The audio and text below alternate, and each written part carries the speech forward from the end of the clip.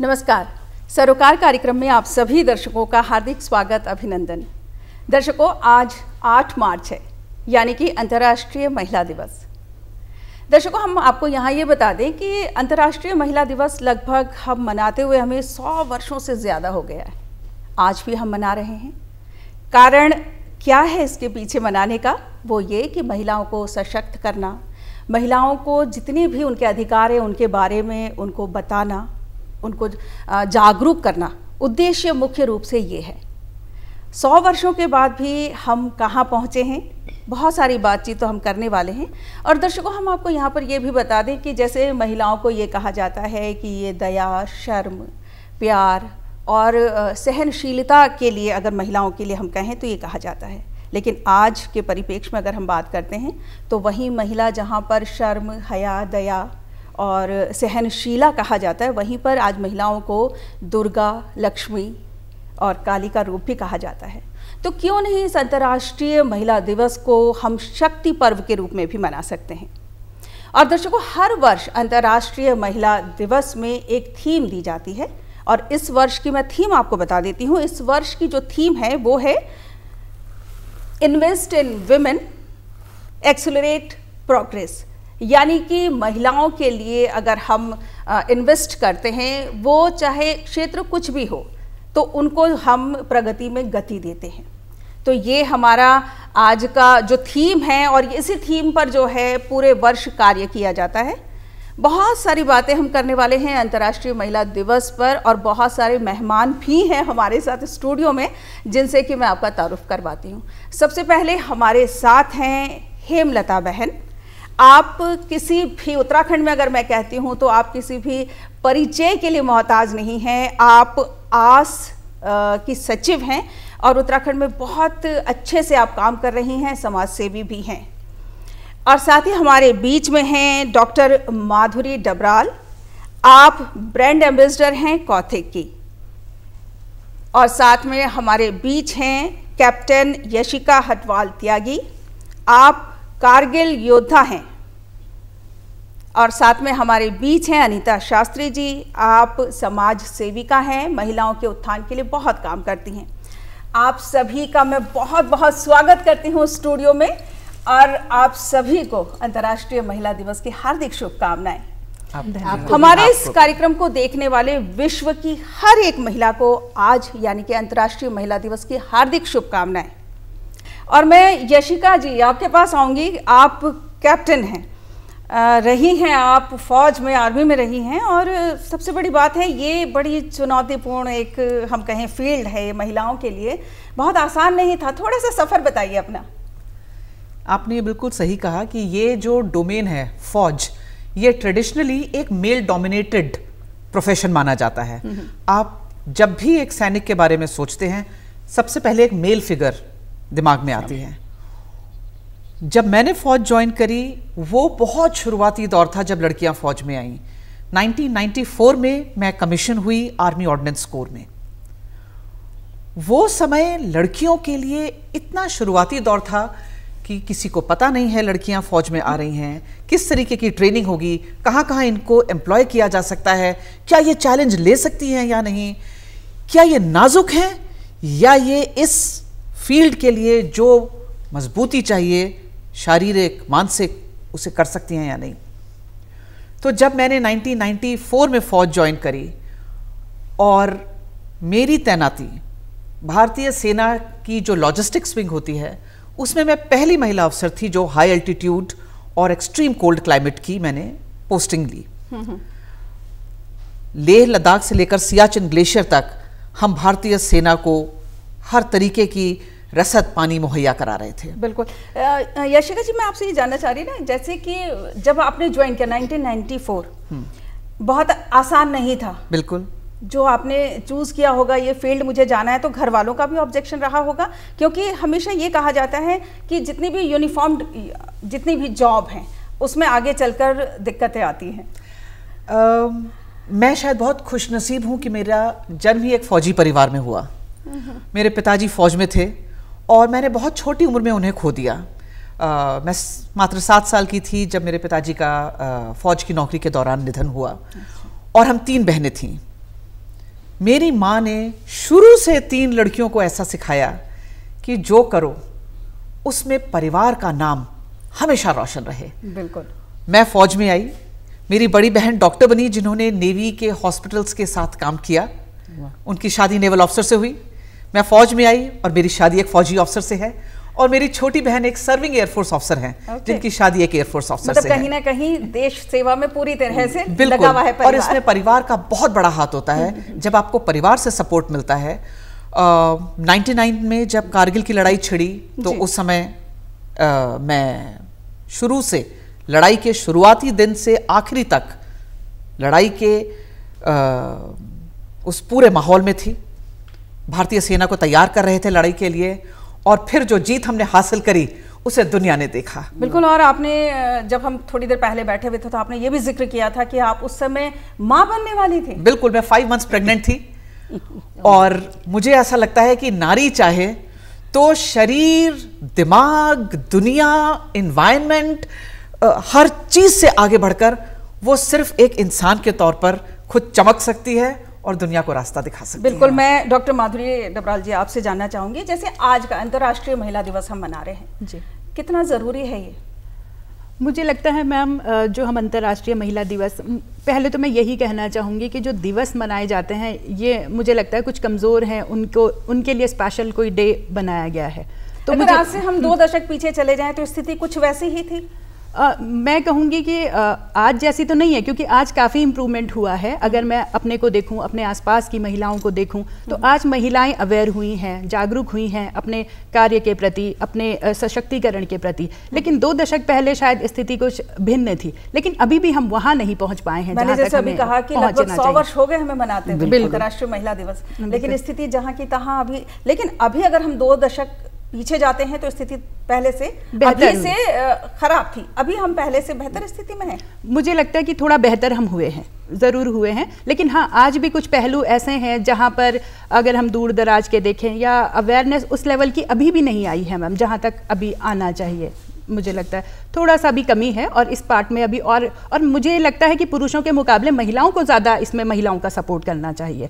घर से एक माँ को, शादी के बाद एक सास को, जेठानी को, देवरानी को, अगर हम महिलाओं का सपोर्ट करें तो मुझे लगता है कि पुरुष तो कर ही रहे हैं जहां पर हैं, लेकिन मेरा कहना है कि हम महिलाओं का सपोर्ट ज़्यादा चाहिए आज के डेट में भी, क्योंकि कहीं ना कहीं घर में अगर पढ़ाई को लेकर स्त्री और पुरुष का या बालिका और बेटे का अगर हम देखें तो माँ का भी रोल होता है। अगर हम बहू के बारे में देखें कि दहेज में कुछ हुए हैं तो अब देखेंगे सास के केस ज़्यादा आते हैं, तो क्यों महिलाएं ऐसा महिलाओं के साथ करती हैं? मुझे लगता है कि महिलाओं को महिलाओं का सपोर्ट जिस दिन पूरी तरह मिल जाएगा उस दिन महिला दिवस की आवश्यकता नहीं रहेगी। बिल्कुल। अनीता जी आपके पास आऊँगी, क्योंकि महिलाओं के लिए आप बहुत काम करती हैं, और आज के अंतर्राष्ट्रीय महिला दिवस पर क्या कहना चाहेंगे? आपकी स्थिति क्या है अभी?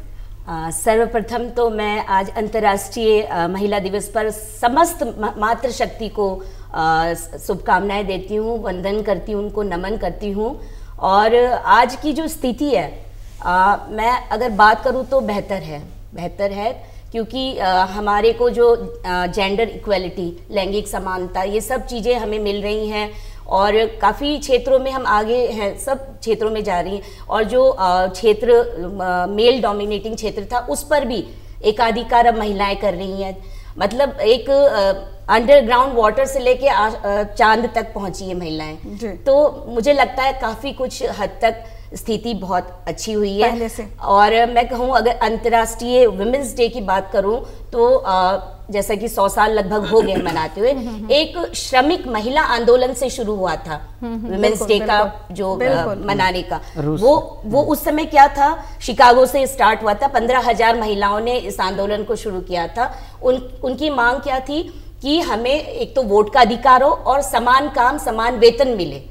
उस आंदोलन से स्टार्ट हुआ जो विमेन एम्पावरमेंट, महिला सशक्तिकरण का जो आंदोलन था, उसी ने आगे जाकर फिर ये वुमेन्स डे एक क्रिएट किया। क्योंकि उस समय अगर मैं आज से 100 साल पहले पीछे जाऊं तो पूरे विश्व में महिलाओं की स्थिति अच्छी नहीं थी। बिल्कुल, उनको काफी कुछ अधिकार नहीं थे, डिसीजन लेने के अधिकार नहीं थे, उनको वोट देने का अधिकार नहीं था, मतलब उनको कमतर आंका जाता था।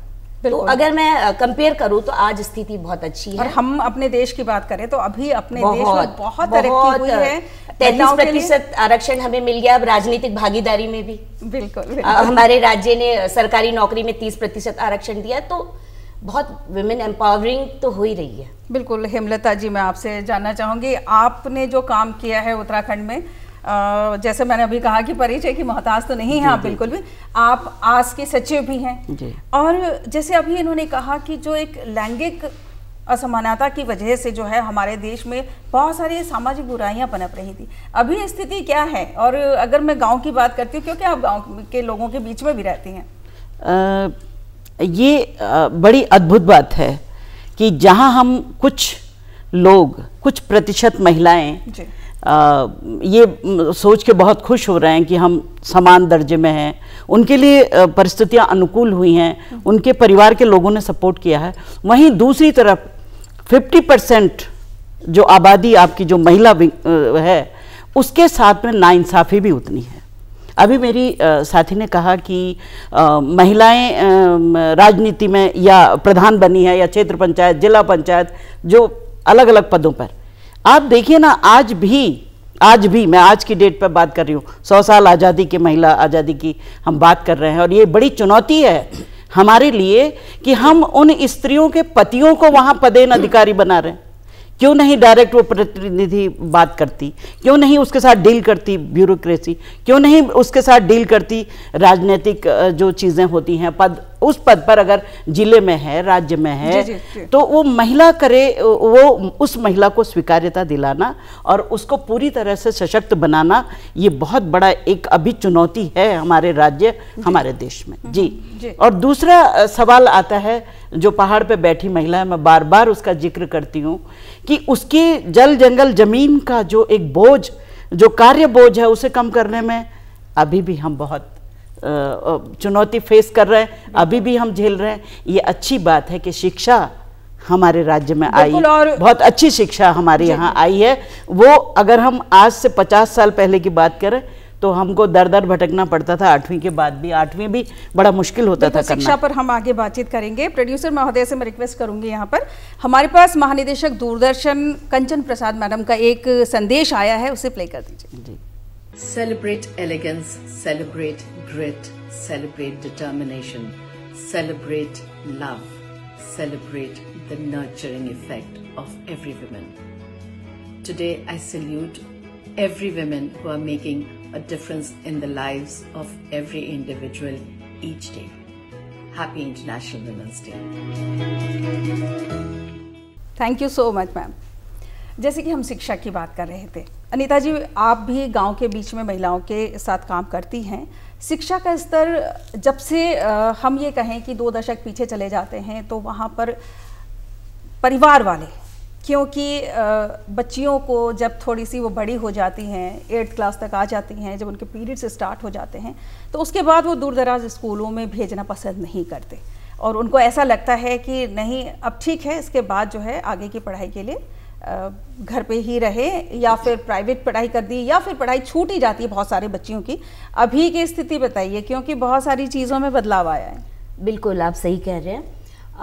जहाँ तक मैं शहरों की बात करूँ तो वहाँ पर तो काफ़ी जागृति आई है शिक्षा के लिए, और गांव में भी बहुत जागृति है, ऐसा नहीं है। हमारे उत्तराखंड में तो शिक्षा का बड़ा अच्छा प्रचार प्रसार है। हाँ, ये है कि भौगोलिक स्थिति खराब होने की वजह से स्कूल दूर होते हैं और समस्याएं होती हैं, तो इस प्रकार वहाँ थोड़ा सा बाधा आती है शिक्षा के लिए। लेकिन शहरों की अगर मैं बात करूँ तो शिक्षा का प्रसार में कोई कमी नहीं है।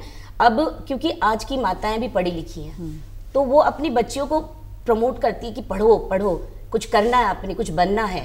तो एक कहते हैं ना, जब एक पुरुष शिक्षित होता है तो एक परिवार शिक्षित होता है, लेकिन एक महिला शिक्षित होती है तो पूरी पीढ़ी को शिक्षित कर देती है। बिल्कुल। तो ये मेरा मानना ये है, तो काफी सुधार आ रहा है। इसमें मैं ऐड करना चाहूँगी, जैसे पीरियड्स के बारे में आपने कहा कि लड़कियों को पीरियड्स होते हैं, फिर बहुत सारी एक लिमिटेशंस परिवार वाले सेट कर देते हैं। ऐसा ही बहुत विचार मेरे पास आता है, बहुत माएँ मुझे कांटेक्ट करती हैं, बहुत यंग गर्ल्स कांटेक्ट करती हैं कि हम फौज में तो आना चाहते हैं, लेकिन पीरियड्स के दौरान ये फौजी ट्रेनिंग कैसे होती है, और पीरियड्स के दौरान क्या हमें कोई रिलैक्सेशन मिलता है? ये सवाल भी ऐसा है कि लड़कियों को लगता है कि पीरियड्स के साथ फौज की नौकरी उनके लिए बहुत बड़ी चुनौती बन जाती है।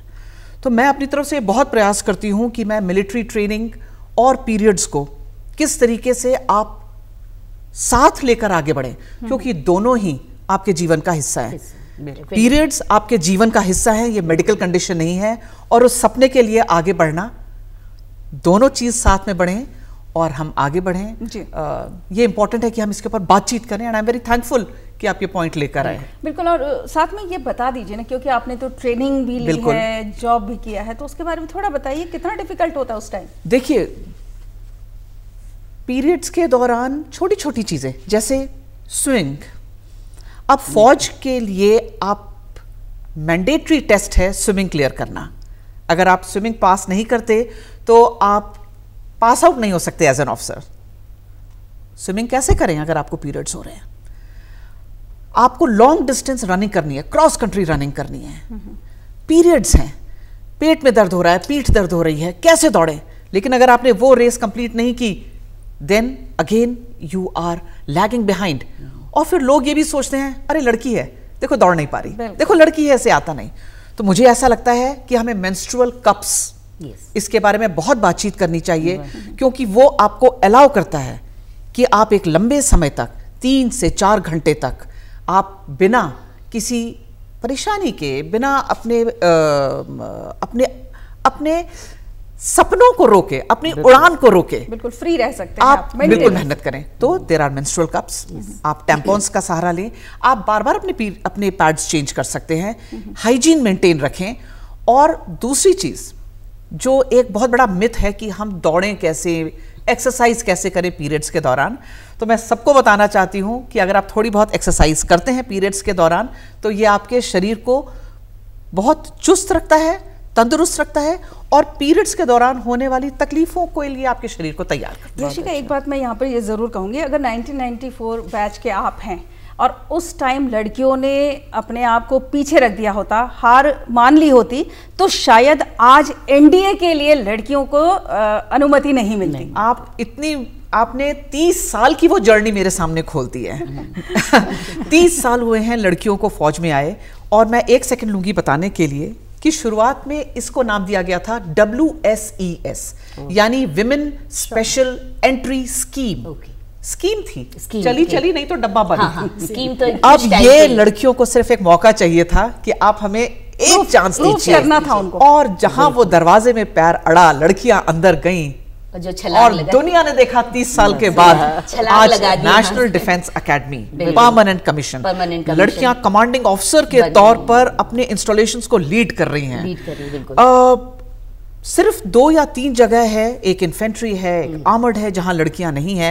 बाकी फौज के दौरान मेरा तो ये सपना है, और मैं चाहती हूं मैं जीऊं उस समय को देखने के लिए जहां लड़कियां न्यूक्लियर पावर सबमरीन को कमांड करें, जहां लड़कियां सियाचिन ग्लेशियर पे पूरी की पूरी एक पोस्ट लड़कियों की हो, जहां पूरा रफेल का स्क्वाड्रन लड़कियां उड़ा रही हो। भगवान करे वो दिन आए, जल्दी आए, और मैं अपने जीवन में उस दिन को देखूं। बिल्कुल, और जहां लड़कियों ने हिम्मत नहीं हारी, तो वहां से वो एंट्री गेट अपने आप खुलते चले जाएंगे। आप देखिए, 5 महीने की प्रेगनेंसी के साथ अगर आप जंग के मैदान पे खड़े हैं, तो आसपास जो आपके सिपाही हैं, उनकी रीढ़ की हड्डी ऑटोमेटिकली 2 इंच खड़ी हो जाती है कि अगर ये कर सकती है महिला होकर इस समय उस कंडीशन। और ये जवान वो है जिसके घर में उसकी पत्नी घूंघट में रहती है, तो आप देखिए माइंडसेट कितना शिफ्ट होता है। बिल्कुल चेंज हो तो जाएगा। जो ये विमेंस डे का जो टैगलाइन है इस बारी, when you empower women, when you make them ready for the future, invest in them, and they will give you the results कि दुनिया देखेगी। माधुरी जी, आप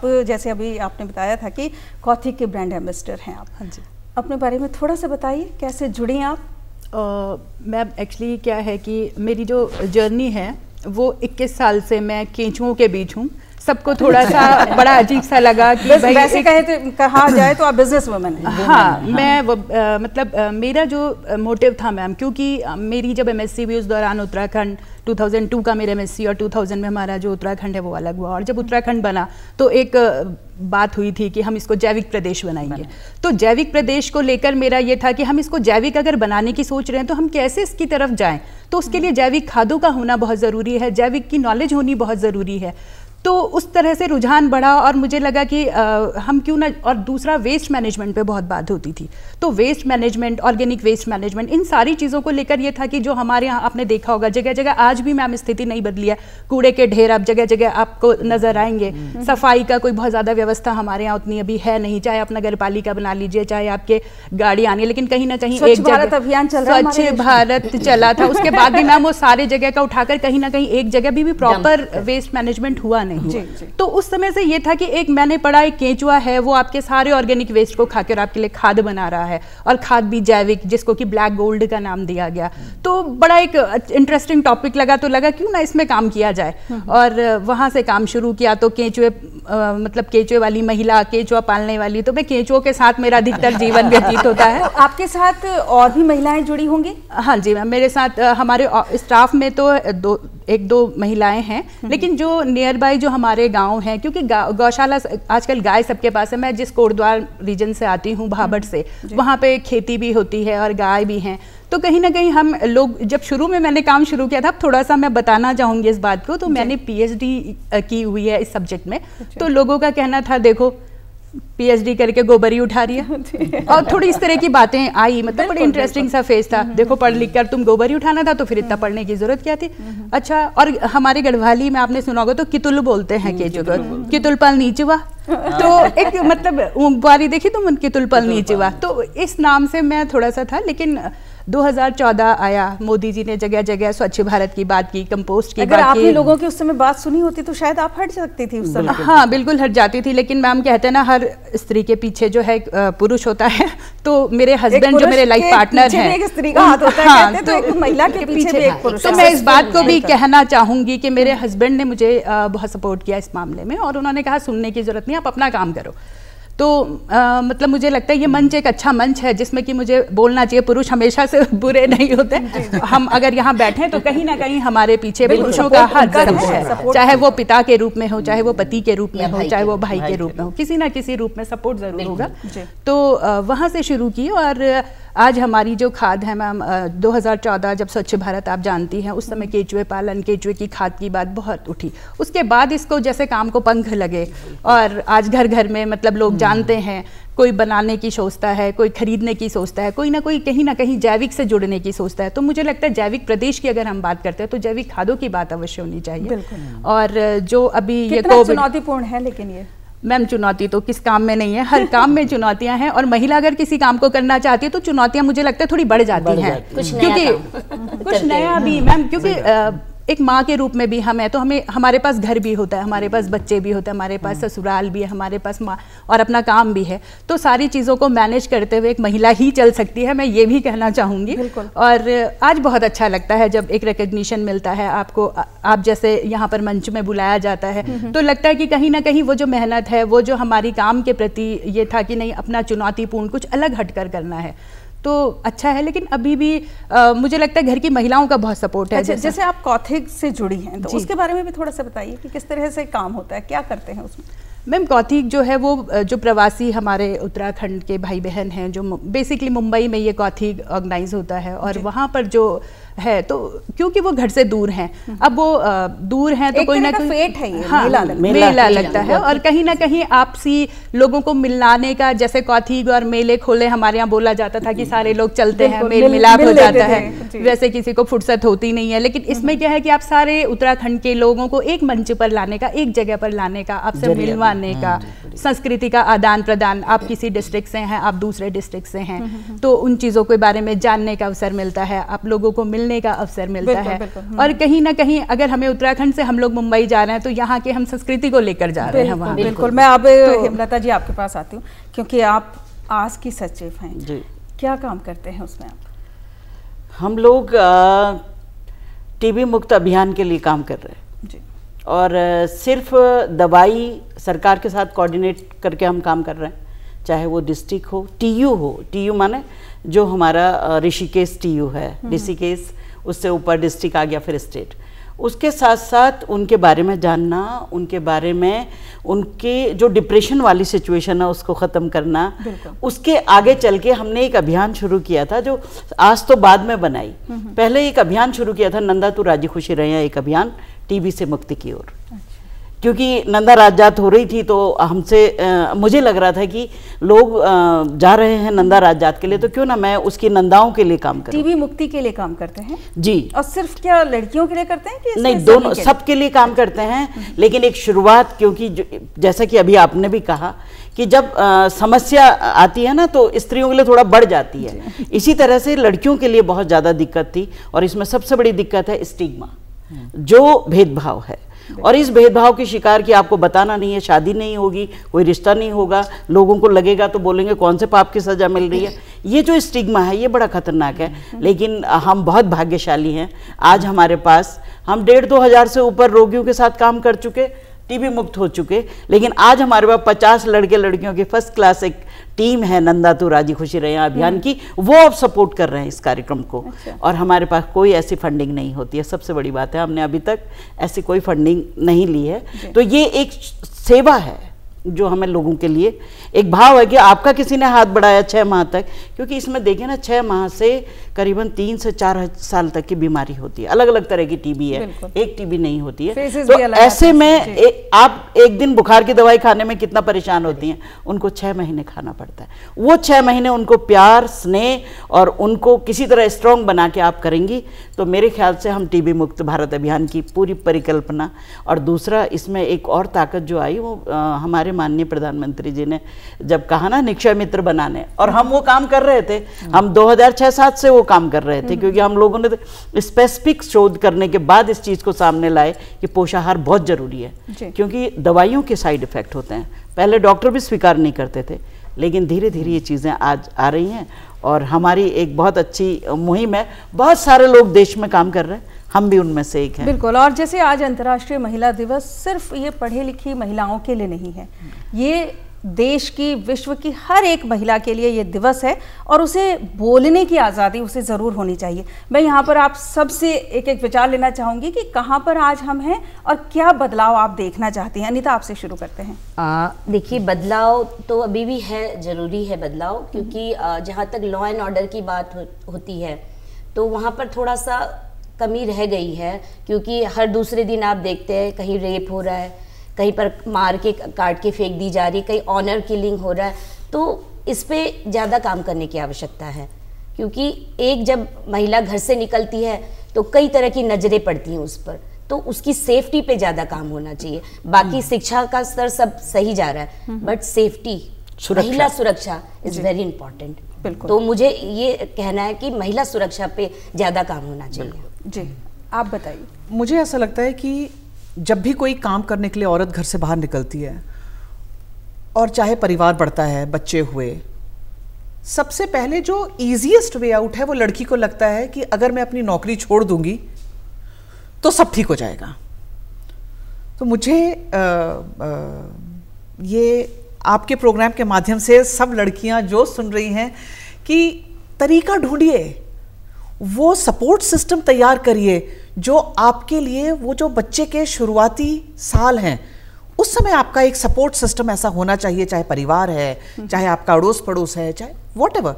इसके लिए हमें भी एज सोसाइटी काम करने की ज़रूरत है। जी, मैं थोड़ा सा छोटा सा आपसे भी चाहूंगी कि आप भी बताएं। मैं 2 बातों की तरफ ध्यान आकर्षण करना चाहूंगी। बिल्कुल, समय सीमा पे पहला तो ये है कि महिला जो है वो अपनी इच्छा के अनुसार काम करना सीखे, प्रेशर में ना कि मेरा बेटा, मेरे पति, उसका जो मन है वो करे। बिल्कुल, पहले इस बात की आज़ादी हो और वो खुद से इसको सपोर्ट करे और जो अन्य महिलाएं हैं उसको सपोर्ट भी करे।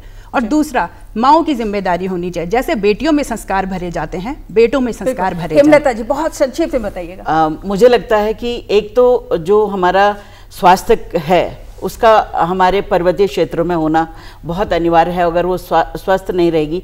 दूसरा ये है कि हम जिस विधा में भी काम कर रहे हैं वहाँ हमें प्रॉपर ट्रेनिंग होनी चाहिए। ये नहीं कि आधा काम हमने सीखा फिर हमने आधे में दुकान खोल के बैठ गए, लेकिन हमें आगे का मार्केट का पता ही नहीं है। सो पूरी तरह से परफेक्ट बने और खुद को तैयार करें, आरोग्य खुद को भी रखें और अपने परिवार के लिए भी। आपने जैविक कृषि की बात की, हमारी जैविक खेती के लिए पौष्टिक खाना भी आज हमारे देश की बहुत अनिवार्यता। बिल्कुल, और यहाँ पर एक बात और ये भी मैं कहना चाहूंगी कि मानसिकता में बदलाव लाना बहुत जरूरी है। जब तक समाज की मानसिकता में बदलाव नहीं होगा, बहुत सारी हमारी जो बहनें हैं प्रताड़ित होती हैं, होती रहेंगी। इसलिए सोच को बदलना बहुत जरूरी है। आप लोग स्टूडियो में आए, बहुत अच्छी चर्चा हुई, समय निकालने के लिए आप सभी का बहुत बहुत धन्यवाद। धन्यवाद। जय हिंद। दर्शकों, सरोकार कार्यक्रम में आज इतना ही। अगले अंक में एक नए विषय के साथ हम फिर से उपस्थित होंगे। तब तक के लिए दीजिए इजाजत। नमस्कार।